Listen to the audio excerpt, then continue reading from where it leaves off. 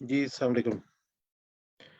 जी viewers, हम webinar आज का शुरू करते हैं।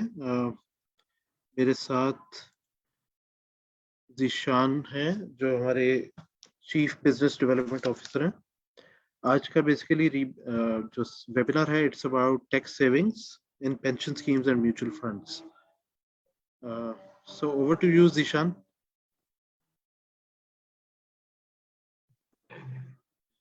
ठीक है, अस्सलाम वालेकुम। तनवीर शुरू करें ना? जी प्लीज। बिल्कुल ठीक है, तो अगली स्लाइड पे। Thank you very much. हम बस शुरू करते हैं इसको और कोशिश करेंगे इसको शॉर्ट एंड क्रिस्प रखें। ब्रीफ इंट्रोडक्शन यूबीएल फंड्स का। इसमें कुछ फॉर्मेटिंग शायद कोई गलत हो गई है हल्की सी। तो हम we are in business for the last 20 years. 2001 से हम एसेट मैनेजमेंट बिजनेस में हैं। जो रेटिंग है हमारी AM1 which is the highest rating. जितनी भी एसेट मैनेजमेंट कंपनीज हैं उनको जो रेटिंग्स मिली हैं, ये AM1 is the highest being given to any asset management company. हम उन 4 कंपनीज में से हैं जिनको ये हाईएस्ट रेटिंग मिली हुई। हमारा 80,000 प्लस क्लाइंट बेस है। जो हमारा क्लाइंट बेस है वो बड़ा डाइवर्सिफाइड है इन अ वे दैट इसमें इंडिविजुअल्स, हाई नेटवर्थ कंपनीज, उनकी ट्रेजरी, उनके retirement funds, pension funds, private limited companies, public limited companies, हर तरह का क्लाइंट जो है वो हमारे पास इन्वेस्टर है। यूबीएल फंड्स ने शुरू से ही पिछले 20 सालों में टाइम टू टाइम ये हमने किया है कि बहुत सारी ऐसी सर्विसेज और प्रोडक्ट्स इंडस्ट्री को जिसमें हमने पायनियर किया है। We were the first ones. Pakistan का पहला एक्सचेंज ट्रेडेड फंड हमने किया। पाकिस्तान के पहले CPPI जो फंड थे, प्रिंसिपल रिजर्वेशन स्ट्रेटजी बेस्ड, वो हमने किए। पाकिस्तान में जो पहली दफा एक्टिव एलोकेशन म्यूचुअल फंड जो है वो यूबीएल ने लीड किया उसको। तरह बहुत सारी हमारी कस्टमर सर्विसेज ऐसी हैं फ्रॉम टाइम टू टाइम जो हमने लॉन्च किए, जिसमें हम फर्स्ट थे और हमने एक्चुअली इंट्रोड्यूस की। सो ये ब्रीफ एक बैकग्राउंड है। हम यूबीएल बैंक की होली ओन सब्सिडरी है, 100% ओन करता है यूबीएल बैंक। आगे जा सकते हैं तनवीर। ओके, सो ये कुछ मेरा ख्याल है शायद हमारी प्रेजेंटेशन हैंग हो रही है, I don't know. So this is the basic, this is the board of UBL funds. Independent chairman है हमारे अजहर साहब, चेयरमैन हुमा पाशा, एक और इंडिपेंडेंट डायरेक्टर है हमारे बोर्ड पे। And then we have got nomination from UBL bank. So Imran sir, Arif, Aslam साहब and Rizwan, these are the 4 sort of representative of the bank, and then Yasir Qadri is the chief executive. जो हमारी management है, जो हमारी industry में इस business के लिए जो क्वालिफिकेशन की जरूरत है वो राइट में समय लगता है कि हमारे पास है। तो CFAs, MBAs, चार्टर्ड अकाउंटेंट्स, वो सारी हमारे पास है। आपको सामने स्क्रीन पे दिख रहा होगा कि हमारी जो इन्वेस्टमेंट टीम है उसमें 17 लोग हैं। 7 हैं उनमें से CFA चार्टर होल्डर्स हैं, 7 चार्टर्ड अकाउंटेंट्स हैं, और सब एक हमारे पास हमें लगता है एक्सपीरियंस और क्वालिफिकेशन जो चाहिए होती है मैनेजमेंट बिजनेस के लिए वो अवेलेबल है।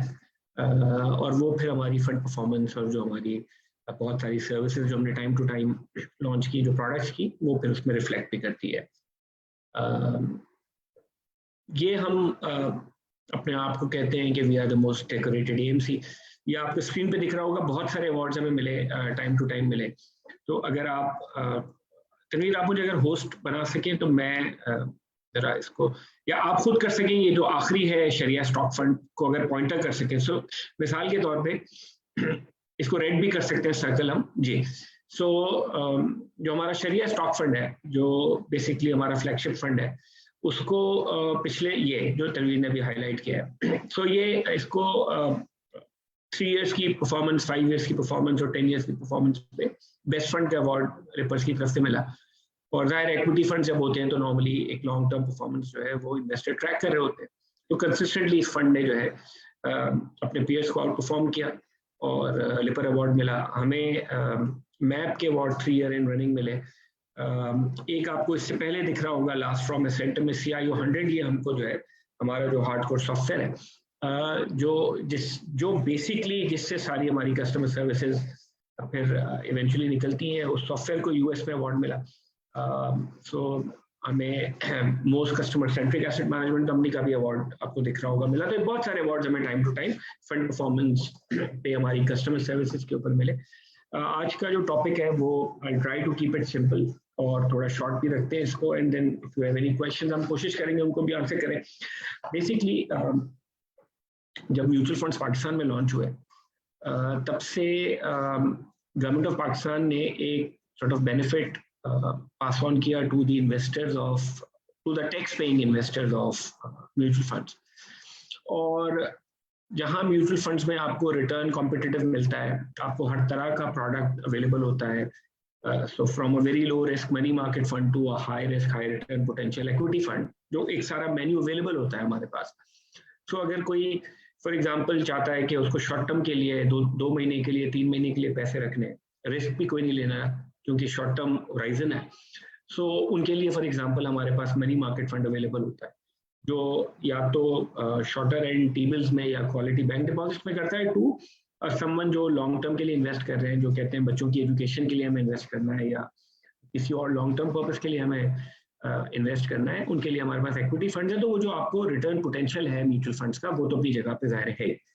ऑन टॉप ऑफ इट जब आप म्यूचुअल फंड में इन्वेस्ट करते हैं तो आपको जो आप टैक्स पे करते हैं अपनी सैलरी के ऊपर, जो सैलरी टैक्स होता है आपका या जो आप बिजनेस के ऊपर टैक्स पे करते हैं, उस पर रिडक्शन मिल जाती है, जो कि actually icing on the cake है ना, कि आप जब म्यूचुअल फंड में इन्वेस्ट करें, मनी मार्केट फंड में करें फॉर एग्जांपल, उस पर आपको एक रेगुलर रिटर्न मिलना शुरू हो जाए, प्लस आपकी वो इन्वेस्टमेंट आपकी जो सैलरी का टैक्स है उसको रिड्यूस कर दे, तो ये एक एडेड सॉर्ट ऑफ बेनिफिट है जिसको हम टैक्स रिबेट कहते हैं। तनवीर अगले पे हम शायद फॉर्मूला भी दिखा सकते हैं। इसका फॉर्मूला बड़ा सिंपल है कि आप आगे होगा नेक्स्ट जी, आप अपनी टैक्सेबल इनकम का, बिल्कुल इससे पीछे वाली स्लाइड ठीक थी मेरा ख्याल है, तो आप अपनी ये जो लेफ्ट पहला वाला है जो सर्कल है, तो आप अपनी इनकम का 20% म्यूचुअल फंड में इन्वेस्ट करके जो आप सैलरी पे या बिजनेस पे टैक्स पे करते हैं उस टैक्स को आप 20% से रिड्यूस कर सकते हैं।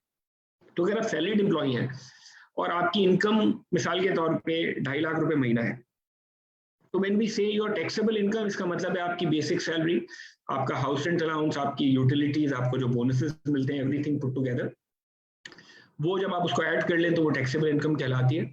तो आप अपनी उस टैक्सेबल इनकम का 20% तक म्यूचुअल फंड में अगर इन्वेस्ट करेंगे तो जो टैक्स आप अपनी सैलरी पे ऑन अ मंथली बेसिस पे करते हैं वो टैक्स 20% से कम हो जाएगा। एग्जैक्टली उसी तरीके से अगर आप कोई बिजनेस इनकम है आपकी, कोई आप सोल प्रोप्राइटर है फॉर एग्जाम्पल, और आपकी कोई बिजनेस की इनकम आ रही है और वो इनकम जो फाइनल टैक्स में नहीं जाती है, तो आप अपनी उस इनकम का 20% तक म्यूचुअल फंड में इन्वेस्ट करें और जो आपके बिजनेस के ऊपर टैक्स की लायबिलिटी है वो 20% से रिड्यूस हो जाएगी। वो फॉर्मूला ये है म्यूचुअल फंड का कि आप अपनी इनकम का 20% मैक्सिमम इन्वेस्ट कर सकते हैं फॉर टैक्स रिबेट पर्पसेस, या 20 लाख रुपए, इन दोनों में से जो भी अमाउंट कम हो। तो मिसाल के तौर पे अगर आपकी इनकम पूरे साल की 10 मिलियन रुपीज है और 20% आप इन्वेस्ट करें तो वो 20 लाख रुपए बनते हैं, लेकिन अगर आपकी इनकम 15 मिलियन रुपए है तो उसका 20% तो बनेगा 30 लाख, बट आपकी इन्वेस्टमेंट जो टैक्स क्रेडिट या टैक्स रिडक्शन के लिए एलिजिबल होगी वो फिर भी 20 लाख रहेगी। तो क्या म्यूचुअल फंड्स में आप सिर्फ टैक्स रिबेट के लिए करते हैं? नहीं, मेजॉरिटी हमारे कस्टमर्स वो हैं कि जिन्होंने एक इन्वेस्टमेंट की हुई है हमारे पास टैक्स रिबेट के लिए, which is 20% of their income, और उससे ज्यादा इनकम जो है वो टैक्स रिबेट के लिए तो क्वालिफाई नहीं करती, लेकिन उसके ऊपर आपको रिटर्न जो है बड़ा कॉम्पिटिटिव मिल जाता है। तो लोग अपनी सॉर्ट ऑफ इन्वेस्टमेंट को 2 सेगमेंट में कर देते हैं। One investment that is eligible for tax credit and which is up to 20% of your income, और बाकी दूसरी जो उनकी सॉर्ट ऑफ रेगुलर सेविंग्स और इन्वेस्टमेंट्स होती हैं जो ओवर एंड अबव होती हैं, तो वो अलग से भी कर लेते हैं। एग्जैक्टली उसी तरीके से जिस तरह म्यूचुअल फंड में जब आप इन्वेस्ट करते हैं तो आपको 20% तक की टैक्स सेविंग मिलती है, हमारा एक और प्रोडक्ट होता है which is pension fund. So on top of mutual fund you can invest further 20% into pension funds, जिसको VPS कहते हैं, और आप अपना जो टैक्स है वो फर्दर 20% से रिड्यूस कर सकते हैं। मिसाल के तौर पे अगर आपकी इनकम 10 मिलियन रुपए है तो आप 20% which is 2 million mutual fund में इन्वेस्ट करें, 2 मिलियन आप VPS में इन्वेस्ट करें, और आप अपने उस साल का जो आपने टैक्स पे करना है उसको 40% से रिड्यूस करें। ये दोनों चीजें जो है म्यूचुअली एक्सक्लूसिव है, विच मीन्स ये ये ओके। तो अगर आप ये एग्जांपल यहाँ देख लें, तनवीर ने ये बहुत एक अच्छा ग्राफ सामने रख दिया। तो लेफ्ट साइड के ऊपर आप देखें कि अगर कोई सैलरीड इंडिविजुअल जिसकी इनकम 30 लाख रुपए 2.5 लाख रुपए रफली पर मंथ बनती है ये, तो आज आप अगर सैलरीड इंडिविजुअल है तो अबाउट 9.5% इसके ऊपर टैक्स पे करते होंगे, जो आपकी मंथली सैलरी से ऑटोमेटिकली डिडक्ट हो जाता है।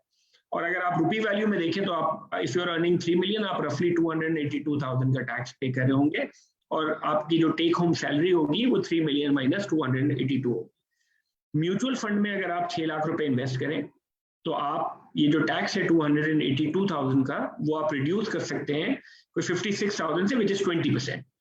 और फर्दर अगर आप 6 लाख रुपए इन्वेस्ट करें इनटू वीपीएस, तो वो फर्दर 56,000 यानी कि टोटल आप देखेंगे 1,13,000, जो कि रफली 40% ऑफ योर टोटल टैक्स है, वो आप उसकी सेविंग कर सकते हैं। और ये सेविंग सॉर्ट ऑफ इंस्टेंट है फॉर सैलरी, कि जो आपकी सैलरी पे मंथली टैक्स रिडक्शन हो रही है, वो टैक्स रिडक्शन ऑटोमेटिकली आपके पेरोल को जब आप ये स्टेटमेंट देंगे तो वो एडजस्टमेंट जो है खुद ही हो जाएगी। यानी ये रिफंड वाली सिचुएशन नहीं है, ये ऑटोमेटिक एडजस्टमेंट है by your employer in the form of your sort of short deduction from your monthly salary. तो ये बड़ा कन्वीनियंट है। आपने इन्वेस्टमेंट किया, आपने वो स्टेटमेंट जो है अपने पेरोल या एचआर को दी, और ऑटोमेटिकली वो जो टैक्स रिडक्ट करते हैं उस टैक्स को वो रिड्यूस कर देंगे। तो आपको डे 1 से ही ये बेनिफिट पास होना शुरू हो जाता है। और ये बस ध्यान में रखिएगा कि ये बेनिफिट तो आपको मिलेगा ही, ऑन टॉप ऑफ इट जो आपने इन्वेस्टमेंट की होगी म्यूचुअल फंड में, उसमें जाहिर है फिर आपके जो रिटर्न पोटेंशियल है वो अपनी जगह पे रहेंगे। तो आमतौर पर जब आप बहुत सारी जगहों पर अपने पैसे इन्वेस्ट करते होंगे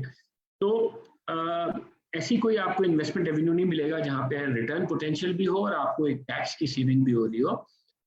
म्यूचुअल फंड में आपको और पेंशन फंड्स में अपॉर्चुनिटी है। जो एक कंडीशन है वो ये है कि वैसे म्यूचुअल फंड्स बहुत फ्लेक्सिबल हैं इन अ वे कि आप जब चाहें उसमें पैसे इन्वेस्ट करें और जब चाहें पैसे निकाल लें।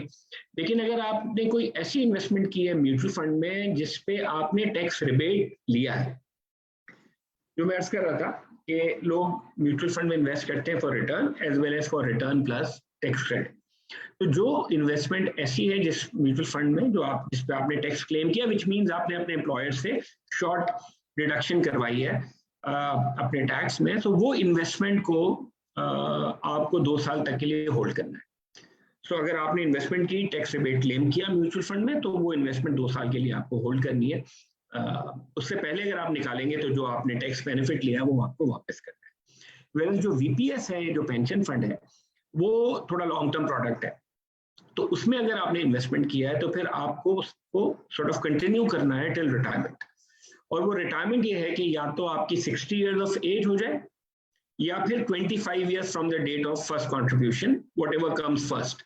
तो अगर मिसाल के तौर पर आपकी एज आज 52 है और आप पेंशन फंड में इन्वेस्ट करते हैं, तो जो आपकी रिटायरमेंट एज अर्लीस्ट होगी वो 60 ईयर्स होगी। और उस रिटायरमेंट एज के ऊपर उस वक्त की जो भी वैल्यू आपकी होगी उसका 50% आप लम्प सम टैक्स फ्री निकाल लेंगे, और फॉर रिमेनिंग 50 एक आपको draw down sort of annuity plan मिल जाएगा, जिसमें आपको मंथली बेसिस के ऊपर एक पेंशन पेमेंट आ रही होगी जो कि टैक्स फ्री होगी, तो पूरी साइकिल टैक्स फ्री हो जाएगी। जो नॉर्मली हमने देखा, एक और एग्जांपल अगर तनवीर आप दिखा दें किसी नंबर्स की, तो हम वेरी क्विकली उसको भी टच कर सकते हैं। 20 पीछे जा सकते हैं, हाँ ये कर लेते हैं। तो अगर किसी की इनकम 10 मिलियन है, 8-8.5 लाख रुपए पर मंथ की इनकम है, तो आज वो अपनी इनकम पे और सेल्फ एम्प्लॉयड है, तो कोई अबाउट 26% का टैक्स पे करते हैं if you are making 10 million rupees, 26 lakh रुपए के। तो आप अगर 20 लाख रुपए म्यूचुअल फंड में करें और 20 लाख रुपए पेंशन फंड में करें, तो आपको जो टोटल टैक्स रिबेट या टैक्स रिडक्शन हो जाएगी वो मिलियन रुपए की हो जाएगी, विच मीन्स कि इंस्टेड कि आप 26 लाख रुपए का टैक्स पे करें, you will be paying about 1.5 million rupees in taxes. तो इंस्टेड आपको 10-11 लाख रुपए की टैक्स की सेविंग हो गई। अब जो एक कॉमन क्वेश्चन आता है, और जो इसमें जब भी हम किसी सेमिनार में होते हैं, वो ये आता है कि अगर किसी की इंटाइटलमेंट है से फॉर एग्जांपल 20% और वो बनती है 6 लाख रुपए, तो क्या 6 लाख पूरा करना जरूरी है? बिल्कुल भी नहीं। अगर आपको लगता है कि आप 6 लाख रुपए इन्वेस्ट नहीं कर सकते और 3 लाख कर सकते हैं, यू कैन डू दैट। तो 3 लाख की हद तक आपको टैक्स रिबेट मिल जाएगा। 6 लाख जो है, जो 20% है, that is the maximum that you can invest for tax rebate purposes. Minimum आप कुछ भी कर सकते हैं, अगर आपने उससे कम किया तो आपको उसी हद तक, उसी एक्सटेंट तक टैक्स रिबेट मिल जाएगा, नंबर 1। नंबर 2, ये आपको एक साथ इन्वेस्ट करने की भी जरूरत नहीं है। तो बिकॉज हमारा नॉर्मली टैक्स ईयर होता है जुलाई टू जून, तो आपको स्टैगर कर सकते हैं on a monthly basis, on a quarterly basis. बहुत सारे लोगों का ईयर एंड जो है या अप्रेजल साइकिल दिसंबर में होता है, तो जब बोनसेस आते हैं लोगों को तो वो जनवरी में कर लेते हैं, फरवरी में कर लेते हैं, पूरा साल होता है आपके पास, और जो आपके लिए कन्वीनियंट। तो बहुत सारे लोगों को हमने भी देखा कि मंथली करते हैं, जुलाई में किया, अगस्त में किया, सितंबर स्किप कर दिया, अक्टूबर में कर दिया, फिर स्किप कर दिया, डजंट मैटर। जो जिस हद तक आप करेंगे वो उस एक्सटेंट तक आपकी इन्वेस्टमेंट इंटाइटल्ड हो जाएगी टैक्स रिबेट की। ये कोई कंपल्सरी नहीं है कि आपने इवेंचुअली साल में पूरा कर देना। ये प्रोसेस है। तनवीर, आप बताना चाहेंगे इसको, या अगर करना हो तो? ओके, तो बेसिकली इसमें ये वाला जो प्रोसेस है ये सैलरीड पर्सन के लिए है, और आपको ये जान के खुशी होगी कि गवर्नमेंट ऑफ पाकिस्तान ने इजाजत दी हुई है एम्प्लॉयर्स को कि अगर वो कोई भी उनका एम्प्लॉय अगर म्यूचुअल फंड्स में या पेंशन फंड्स में इन्वेस्ट करे और वो अपनी अकाउंट स्टेटमेंट अपने पेरोल डिपार्टमेंट को सबमिट कर दें वेल इन टाइम, क्योंकि आपको जैसे पता है कि जो टैक्स ईयर है उसका एंडिंग होता है जून में। तो फर्स्ट करें, अगर आपने टैक्स रिबेट क्लेम करनी है तो this is the right time, ideal time है कि फरवरी या जनवरी या इससे भी पहले अगर आप इन्वेस्टमेंट शुरू कर दें और अपने पेरोल को अपनी अकाउंट स्टेटमेंट दिखा दें तो वो इसकी एडजस्टमेंट शुरू कर देंगे और उसको वो स्प्रेड कर देते हैं जो रिमेनिंग नंबर ऑफ मंथ्स होते हैं till the end of tax year. तो इनको इजाजत है पेरोल को कि वो टैक्स क्रेडिट की मुख्तलिफ पेमेंट्स एडजस्ट कर सकते हैं। जैसे कि आपके नॉलेज में होगा कि एडवांस इनकम टैक्सेस हैं, मोबाइल फोन के, व्हीकल्स का जो टोकन टैक्स होता है उसमें जो इनकम टैक्स विद होल्ड किया जाता है, तो ये एडवांस टैक्सेस जो हैं ये एडजस्ट किए जा सकते हैं। तो ये पेरोल डिपार्टमेंट को फुली इख्तियार दिया गया है कि वो इसकी एडजस्टमेंट्स कर सकता है। नॉन सैलरीड पर्सन के लिए थोड़ा डिफरेंट हो जाएगा। नॉन सैलरीड पर्सन क्योंकि टैक्स खुद सबमिट कर रहे होते हैं तो वो इसकी कैलकुलेशन करके अकॉर्डिंगली अपना टैक्स जो है वो जमा करा सकते हैं, क्योंकि वहां पे टैक्सेशन जो है उनके अपने हाथ में है कि उन्होंने कितनी पेमेंट जमा करानी है। कुछ लोग जून तक पेमेंट जमा करा देते हैं पूरी टैक्स की, और कुछ लोग जो हैं वो टैक्स रिटर्न के टाइम अपनी फाइनल कैलकुलेशन करके जो अगर उनको मजीद टैक्स जमा कराना है तो वो भी जमा करा देते हैं।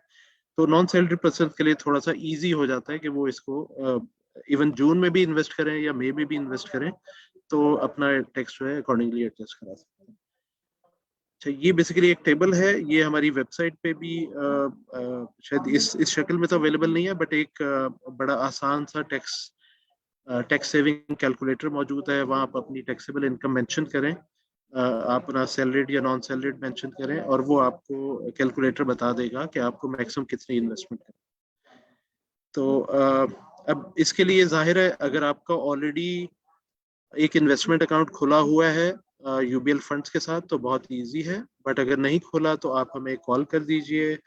ये हमारे नंबर्स दिए हुए हैं 0800 000 026 और दूसरा टोल फ्री नंबर है 0800 263336। इसके अलावा आप एसएमएस कर सकते हैं इन्वेस्ट लिख के या टैक्स लिख के 28258, और हमारी वेबसाइट पे जाके लीड फॉर्म भी फिल कर सकते हैं और हमारा नुमाइंदा आपसे इंशाल्लाह जल्द ही राब्ता करके आपका अकाउंट ओपनिंग प्रोसेस कंप्लीट कर देगा। कुछ और सर्विसेज जो हमारी हैं, एक दफ़ा आपका अकाउंट एस्टेब्लिश हो जाए तो फिर हमारी एक यूबीएल स्मार्ट सेविंग्स ऐप है जिसके ज़रिए से आप अपनी इन्वेस्टमेंट्स को ट्रैक कर सकते हैं, आप अपनी स्टेटमेंट डाउनलोड कर सकते हैं, certificate specifically for tax rebate purposes वहाँ से डाउनलोड कर सकते हैं और अपने पेरोल को जमा करा सकते हैं ताकि टैक्स की एडजस्टमेंट करा दें। अगर आपने डेली अपने बैलेंसेस को ट्रैक करना है तो ऐप के ज़रिए से भी कर सकते हैं। एक ऑनलाइन पोर्टल भी है यूबीएल फंड्स की वेबसाइट पे। अलमीन फंड्स भी एक हमारा ब्रांड है जिसमें शरिया कंप्लाइंट फंड्स की हम ऑफरिंग करते हैं। तो दोनों रेंजेस हैं हमारे पास, यानी शरिया कंप्लाइंट फंड्स भी और कन्वेंशनल फंड्स भी। तो वहां से भी कर सकते हैं। फिर एक हमारी व्हाट्सएप सर्विस है, व्हाट्सएप सेल्फ सर्विस, जिसके जरिए आप अपनी स्टेटमेंट डाउनलोड कर सकते हैं, टैक्स का सर्टिफिकेट ले सकते हैं, अपना डेली बैलेंस भी व्हाट्सएप पे चेक कर सकते हैं। और अगर कोई कंप्लेंट कोई सजेशन हो तो आप व्हाट्सएप के जरिए से हमें फॉरवर्ड भी कर सकते हैं। तो ये बेसिकली आज की प्रेजेंटेशन थी। इसमें एक चीज तनवीर अगर मुझे जी ऐड जी करनी जी बिफोर, अगर आप वो जो sure, अभी एक आपने ब्रोशर दिखाया था जो जिसको जी आप अभी कह रहे थे ना कि हाँ, तो ये जो एक शायद अहम चीज है, और अगर हम अपने फेसबुक पेज पे या कहीं और भी इस टेबल को शेयर कर सके, तो आपको लेफ्ट पे ये जो दिख रहा है, ये जो एनुअल इनकम वाला कॉलम है, तो जो आप लोगों में से अपनी अपनी इनकम्स को यहाँ अगर आप for example on the left side assess कर लें, तो आपको अगले कॉलम में ये पता लग जाएगा कि आप इफेक्टिवली आज आप उस इनकम के ऊपर कितना टैक्स पे कर रहे हैं।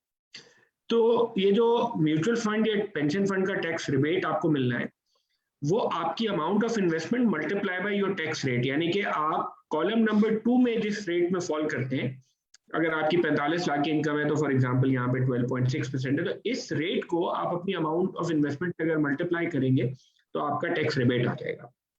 और ये परसेंटेज ही एक्चुअली आपका सॉर्ट ऑफ प्रॉफिट है टैक्स का। तो अगर कभी आप अपनी कोई कैलकुलेशन कर रहे हो तो आपको इस एंगल से इसको शायद देखना चाहिए कि आप अगर कहें कि मैं एक लो रिस्क म्यूचुअल फंड में इन्वेस्ट करता हूँ, से अल-अमीन इस्लामिक कैश फंड है हमारा, तो से 8% 8.5% का अगर उसका रिटर्न है, एग्जैक्ट वो म्यूचुअल फंड एसोसिएशन की वेबसाइट पे भी हम पोस्ट करते हैं डेली। तो आप अगर 2 साल के लिए इसको होल्ड करते हैं और अज्यूमिंग इंटरेस्ट रेट वगैरह सब सेम रहता है, तो 2 साल में आप उसके ऊपर 100 रुपीज इन्वेस्ट करेंगे तो 16 रुपए का आपको प्रॉफिट हो जाएगा, प्लस 12.7 ये आपको एडिशनल प्रॉफिट हो जाएगा in the form of tax benefit. तो जब आप उन दोनों को मर्ज करेंगे तो आप ये देखेंगे कि 12 रुपए ये और 16 रुपए ये, तो ओवर 2 इयर्स ये आपका टोटल प्रॉफिट को 28-29 रुपए का हो गया, और इसको आप एनुअलाइज करेंगे तो ये बन जाएगा 14%। तो आपने कोई रिस्क नहीं लिया, बहुत लो रिस्क फंड में आप रहे, म्यूचुअल फंड में आपने इन्वेस्ट किया, टैक्स बेनिफिट लिया, तो आपका रिटर्न जो है एनुअलाइज वो 14% बन गया, जो आपको नॉर्मली किसी लो रिस्क इन्वेस्टमेंट में मिलेगा नहीं। तो ये टैक्स बेनिफिट जब आपके प्रॉफिट में ऐड होता है तो सिग्निफिकेंटली वो आपके जो टोटल प्रॉफिट है ऑन योर इन्वेस्टमेंट उसको बढ़ा देता है। तो आप ये टेबल को देख के खुद कैलकुलेट कर सकते हैं कि आपको एडिशनल प्रॉफिट कितना होना है। आपके amount of investment in multiply by your tax rate is the added benefit. जी तनवीर। बिल्कुल सही, बिल्कुल सही। अच्छा, एक क्वेश्चन आया है फेसबुक पे, if a person is over 40 years of age he she may get 2% more tax rebate। तो मेरा ख्याल है इसका जवाब जी।